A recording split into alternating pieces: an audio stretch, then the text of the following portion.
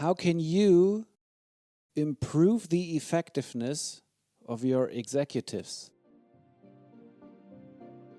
Get ready for why asking questions is a way of informing your executives. And what you actually need to ask good questions with confidence. And when and how to choose between open questions or closed questions. Are you ready? Tips for employees. Leaders appreciate having up-to-date information on certain effectiveness factors.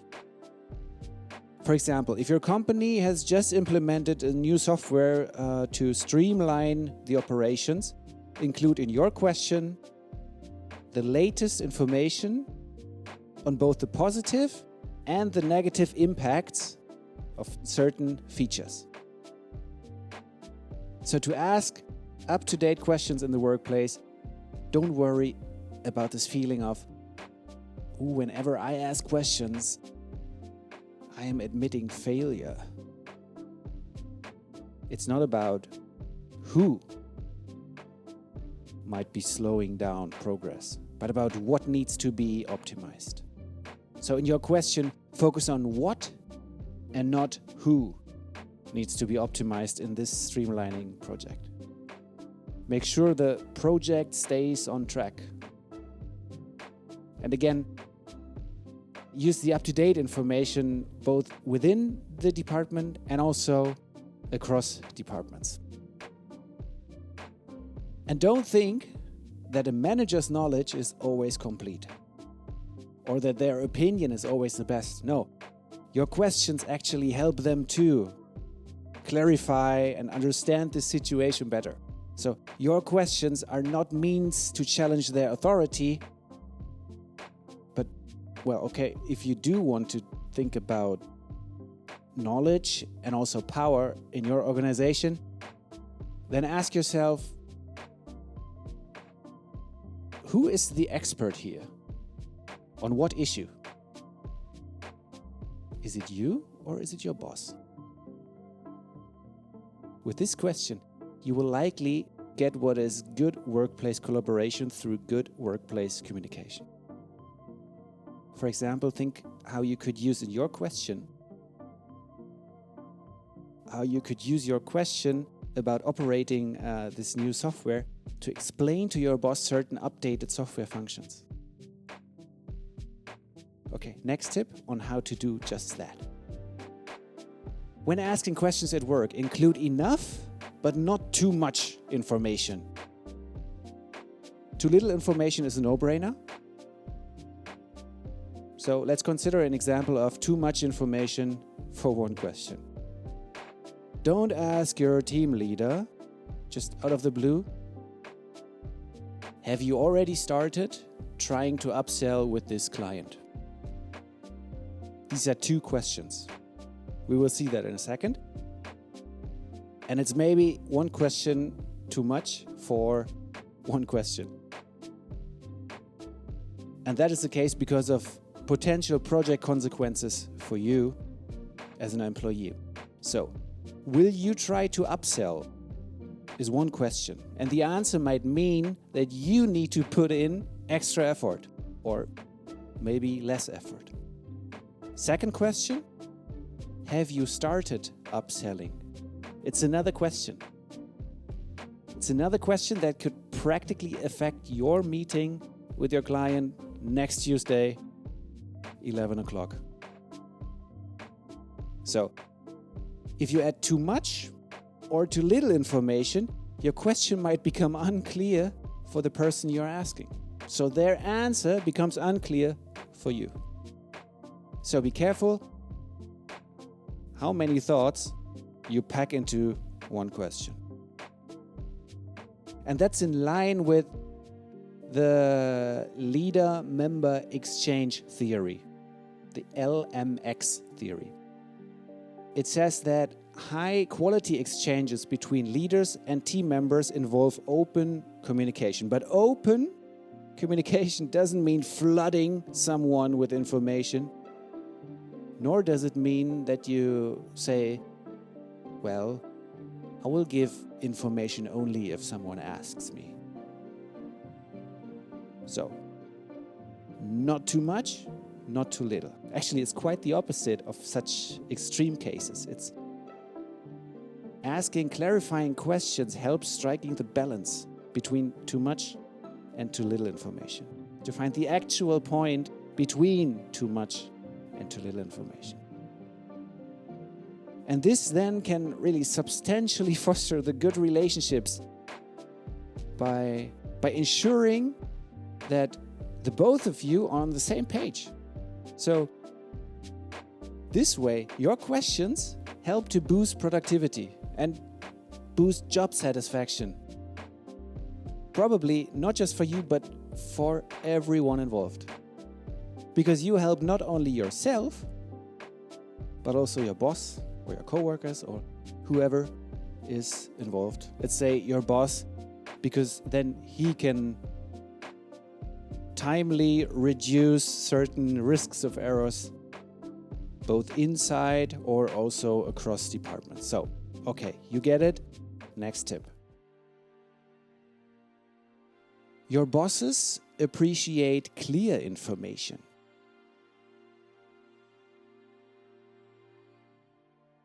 This is the 21st century, and changes in team structures or digital reorganizations of teams at workplaces, they can create confusion, both for you and also for your leaders.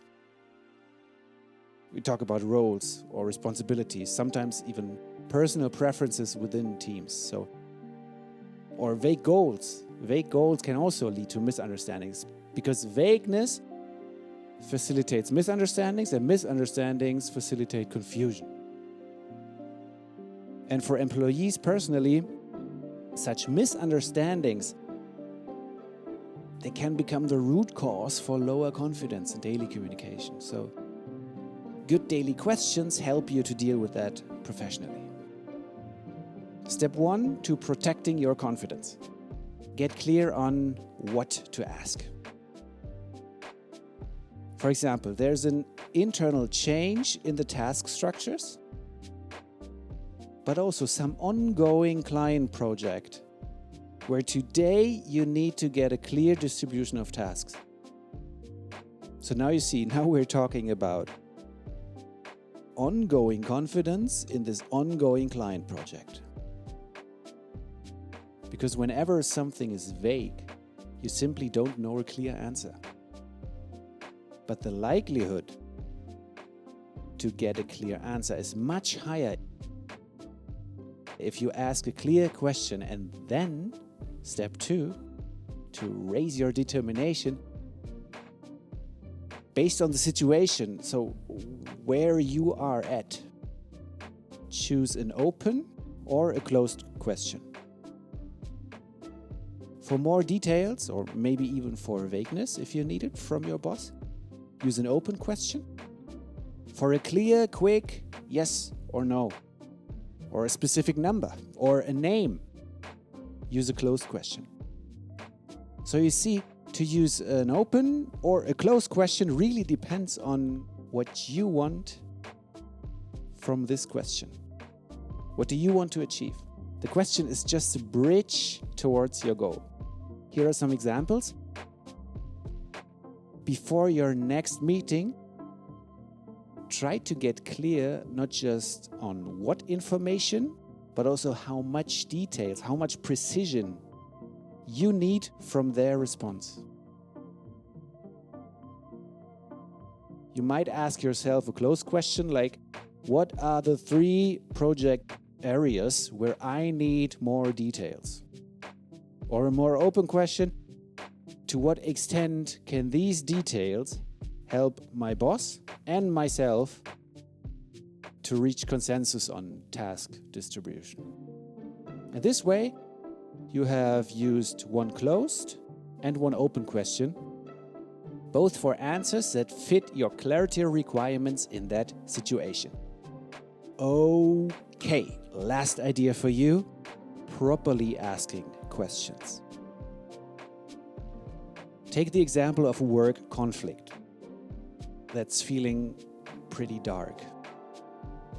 Number one, before worrying about how to properly ask the question, make sure you have a proper timing for your question, especially in conflict. In conflict with your coworker, with your boss, a client, sometimes it might be better to schedule a meeting to ask certain conflict resolution questions. So proper timing helps everyone involved, not just yourself. And number two, then, before properly asking your clear question,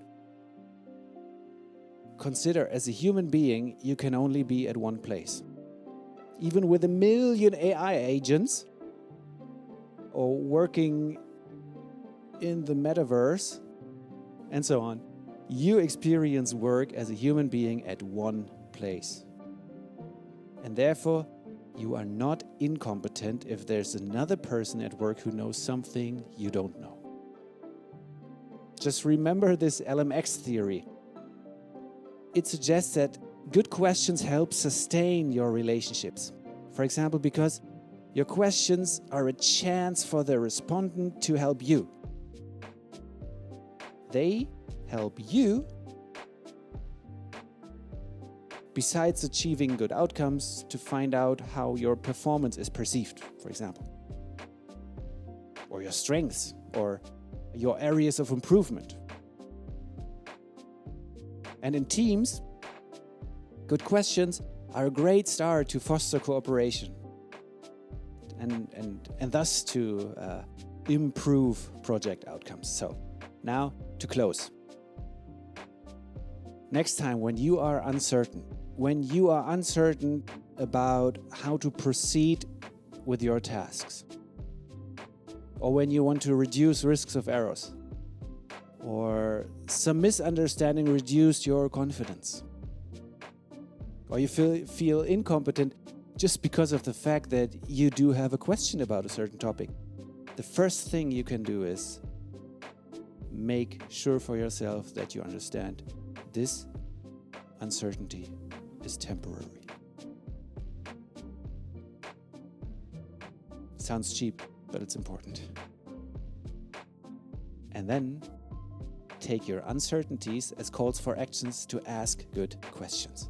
By asking good questions, you will gain insights for your personal development. And you will strengthen your professional relationships. And both will lead to better project outcomes. And why? Because your questions also improve your leader's effectiveness. And why? Well, in short, you help them interact with you at that moment. For the short term or for the long term. So apart from any of your temporary uncertainties, you gave your best. So they can appreciate your commitment to effective collaboration.